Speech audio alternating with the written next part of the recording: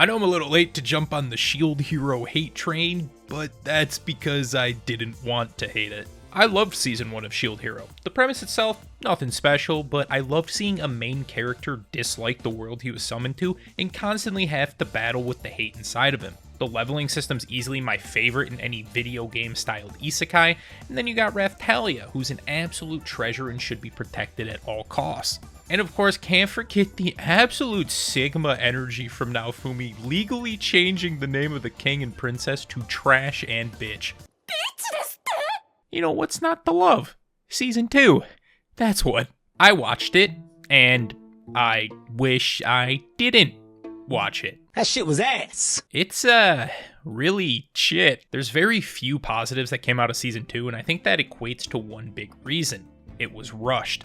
Islands took like 3 years to come out, but the entire season just felt like a speed run of multiple arcs. I've heard that a ton of content was cut from the light novel when making this season, and even as an anime-only watcher, it's kinda easy to tell. If this is how the story was actually written, I would think an adaptation would have never even existed. But you know, listen, it's not usually my MO to shit all over shows, so let's go ahead and get the positives out of the way first.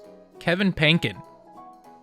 Alright, moving on. First off, this season is 13 episodes and covers 2 arcs. The first and last episode don't matter, and everything in between feels like filler. To make it easy, let's just go in chronological order. The first episode felt like nothing more than re-establishing characters from the end of Season 1 and showcasing their abilities again. Naofumi and crew are tasked with going to the Spirit Tortoise Kingdom and eliminating the Spirit Tortoise. I actually think it's fine to set that up. Usually, you know, first episodes are a bit slower, but you don't usually pull out the MC's trump card during it. The Wrath Shield used in episode 1 is easily the coolest looking ability in the entire season, and it's just used on a bunch of CGI Yetis and bats. The next 5 episodes are the actual strategy and act of taking out the Spirit Tortoise. I'm not going to spend time talking about the CGI of the tortoise in this video. It really just speaks for itself. However, you can't lie, the thing's a fucking unit, so eliminating it does seem pretty difficult, if we didn't have someone just giving us all the answers. In the strategy meeting, we meet Ost Horai, who identifies herself as a familiar of the Spirit Tortoise and also provides the means of defeating it. Unfortunately for us, her memory blows and we constantly receive new ways to take down the tortoise. Cutting the head off didn't work? Oh, that's because I forgot. You actually have to destroy the heart. But wait, no, you actually have to destroy the core. But first, you'll have to bring down the barrier. Why the hell is there a barrier? And where the fuck did these guys come from? But to do that, you'll need to cut off the head and heart at the same time. We go through this entire Rugamaru just to have Naofumi use the friendship shield, and it not even matter because the bad guy Kyo kept a vial with souls in it. Nice. Nice. Nice. This first half is where we also see the theme of not seeing Naofumi. Season 2 focuses a lot more on the supporting cast, and in this half specifically, it focuses on Rishia. On one hand, I didn't mind this since she's the newest addition to the party, but we virtually get no development for her. Apparently, there was an entire training arc that was skipped from the light novel that shows Rishia working to get stronger and hints at a potential power within her. Since we don't get to see that, we just see a chick who tried to drown herself and had to wear a penguin costume to increase her stats all of a sudden say fuck you to gravity. It's incredibly jarring to watch her go from basically just a crybaby to a full-on badass. I mean, even the main villain acknowledges it. なんだてめえさっきまで影薄そうにオロオロしてるだけで何もしてなかったくせに But yeah, Core gets destroyed, but Kyo escapes back to his world. They try to make a real emotional send-off with Ost, but I'll be honest, I didn't feel shit because there wasn't enough time to truly develop her character. I wholeheartedly believe that this arc should have just been made into a movie. That way, they could have used the beginning sections to focus on training, and then used the second half or so on the actual assault on the Spirit Tortoise. Movies have been a great way to focus on smaller arcs, or just arcs that wouldn't warrant a full season. Even Kinema Citrus has done this in Made in Abyss with the Bondrewd arc, so I can't see why the same couldn't have been done with Shield Hero. The second half of the season focuses on the infiltration of Sickle and the attempts to stop Kyo. It's better than the first half, but yeah, that's not saying really much. It still feels incredibly rushed, if not more than the first half. Traveling through the portal has left Naofumi, Raphtalia, and Rishia in a strange prison, but perhaps worse than that is that all of their stats have been reset to level 1, making most of their abilities useless. The crew soon meets Kizuna Kazuyama, a cardinal hero from this world. Turns out this is the Infinite Labyrinth, and Kizuna has been stuck here for years without finding any way to escape. Well, turns out not that infinite, I guess, because Naofumi just drops his seed, a seed, and a tree breaks through the surface. I built this cage to keep him secure, so there's no possible, oh my god. The whole process of them actually trying to escape on the show took about 4 minutes. Once out, they need to make it to Mikakage to use the Dragon Hourglass to warp to Sickle. On their way, they'll need to make money and grind to get back those levels they lost. We see pretty much no training, and half the episode is just them selling potions in the same town. Then it cuts, and then we're in the capital. With the heavily guarded hourglass, they'll need to sneak in at night. This setup had a few things that boggled my mind. Firstly, it had to be the worst trap and guarding attempt I've ever seen, because Naofumi just uses the meteor shield and takes out like 20 guards in an instant. Which, by the way, he can use that again. You know, would have been nice to see the moment where he re-unlocked the ability, but whatever. Kyo somehow cancels the teleport for Raphtalia and essentially kidnaps her. Naofumi has to have the most deadpan, angered reaction that I've ever seen. He doesn't even seem that upset. You know, I don't know about you, but that doesn't seem like a face filled with anger and despair.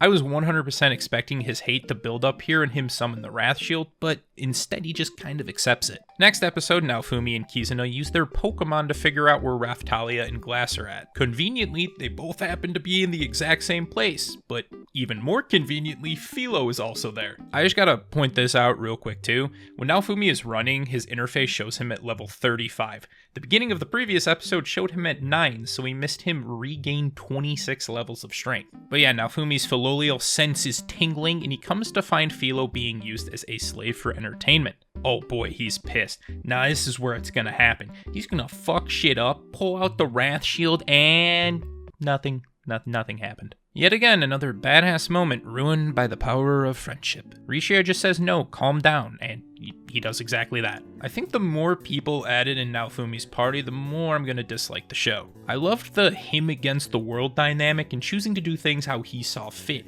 but if he constantly has people calming him down, it's just not gonna do that much for me. They get Philo out with pretty much no effort. I will admit, however, I liked whatever weird, screamy shield he used on the Birdman. The following episode, we have Raphtalia very conveniently placed in the exact same cell as Lark, Glass, and Therese. It's the prison of exhaustion, but doesn't matter if you just blow a hole through the back of the wall. Since Raphtalia and Glass are both looking for Naofumi and Kizuna respectively, the group stays together. While in town, they hear that a new wielder of the katana vassal weapon has been decided. Wouldn't you know, it actually chooses Raphtalia instead of the edgy boy.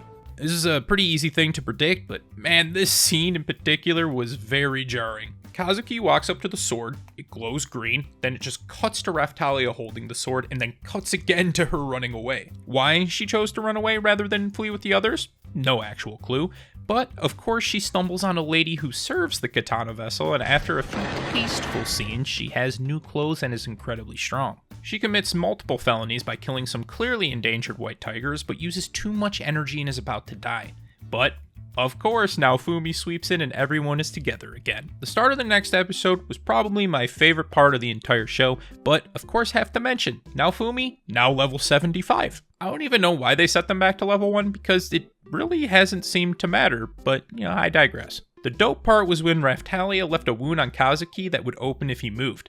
Well, he moved and his body just gets cut in fucking half. Yo, holy shit, he dead! That was actually pretty sick. The rest is First, everyone needs to get equipment that'll take a week to make, but they need it in a night, and of course it's gonna get done because anime. Then Kyo's crony, I honestly forgot her name and it probably doesn't even matter, attacks the group only to have her sword try and not alive her. After a quick cup of tea, she realizes, oh shit, maybe he isn't that chill of a guy. He really proves to be not chill when he speeds up the timer of the wave instead of trying to stop it. This episode was all over the place. It changes scenes like over 10 times and most of them felt really abrupt in terms of pacing. The final episode, even though it isn't the final episode, starts out with us learning that Kyo and Naofumi like video games. So yeah,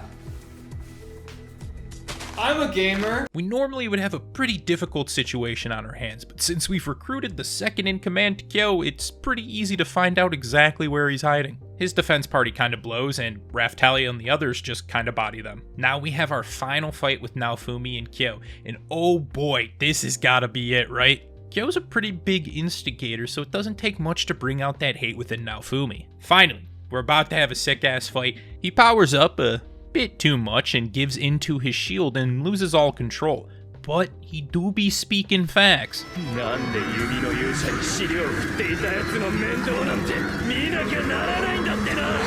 Goodbye, Risha. It's been nice knowing you. No, don't say it. Don't say it. 燃やすって大切な私の仲間まで燃やしちゃうつもりですか? Friendship shield strikes again and they win. Woo! Now, if the show ended here, it'd be fine. It wouldn't be good, but that makes sense for the ending. Unfortunately, no, we still have another episode. And not just any episode, but an episode that shows flashbacks of events we never got to see in the main season. It doesn't get any more filler than this, and it's the final episode. The girls try on clothes, Kizuna stars in Castaway 2, this chick's a psychopath, they talk about sex, throw flowers, and it's over. However, this video isn't. Sorry, I still have one thing that I want to talk about. The animation. There's obviously bad CGI in the first half, but you'll notice that episodes or even different scenes within the same episode will look vastly different. Did Kinema Citrus just drop the ball on this season? Not exactly. Most of the work in Season 1, especially animation production, was done by Kinema, but in Season 2 we have two main studios, Kinema Citrus and DR Movie. DR has helped work on a ton of different animes, but have very few original productions. Most of the seasons seem to be animated by them, with Kinema Citrus taking a backseat. I could be completely wrong, but here's a few stats. Kinema was in charge of animation direction on episodes 10 through 13, key animation for 5 episodes, in-between animation on 10, and it's not specifically stated what episodes they produced. DR Movie, however, is listed for animation production on eps 1 through 8 and 10 through 12, so it's safe to say they had a pretty big role this season. You know, whether it was for time constraints or lack of staff on Kinema, we got animation that was much lower than the quality we saw in Season 1. There's plenty of scenes to dissect, but I'll share 2 that stood out. The first is when Naofumi, Raphtalia, and Risha get attacked by a kappa in the river. It comes out and there's a background with just a small bank and forest. The thing attacks Naofumi and is just about the same height as him, but then it cuts and it's like half of his height and is latched onto him. At this point, Naofumi is facing the river, but after Raphtalia attacks it, it jumps to her and cuts to Naofumi turning to face the river as if his back was to it. The kappa gets murked by a fishing pole, and we clearly see Naofumi standing away from Raphtalia and Risha, but the next cut they are all next to each other, and now we have some random ass hills that spawned in on the other side. What the hell is even that? The other thing I wanted to mention isn't necessarily a scene, but when Naofumi receives the cloak with the Emperor Dragon Crystal, that thing changes sizes more than someone on The Biggest Loser. I encourage all of you to watch to the end of episode 11 and 12 to see how many weird sizes and perspectives that gem has. These inconsistencies happen throughout the entire season, and it really hurts the overall quality. I suppose that's the struggle of having multiple animation studios for a single anime. Each studio has their own style, and we don't know how closely they work together. So yeah, that's Shield Hero Season 2. The TLDW is an extremely rushed season, inconsistent animation, feels like filler, Naofumi doesn't exist, and friendship. Like I mentioned earlier, I think making the Spirit Tortoise arc a movie would have really helped the pacing because this entire season could have focused on the Other World arc. If that wasn't possible, I think we would have needed this to be 25 episodes like Season 1, so there wouldn't have to be as much content omitted from the source material. This all being said, I'm still gonna watch the next season. Partly because of how much I enjoyed Season 1, and partly because I'm hoping for a redemption arc in the show. If you watched Shield Hero Season 2, what did you think? Did you dislike it like me, or did you enjoy it and think I'm a big ol' idiot? Let me know in the comments. If you enjoyed this video, make sure to leave a like, comment, and subscribe.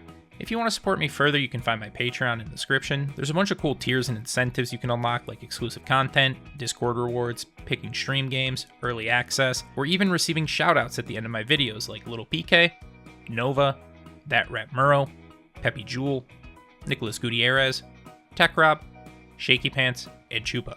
That's all for this time. Thank you so much for watching, and I hope to see you here again.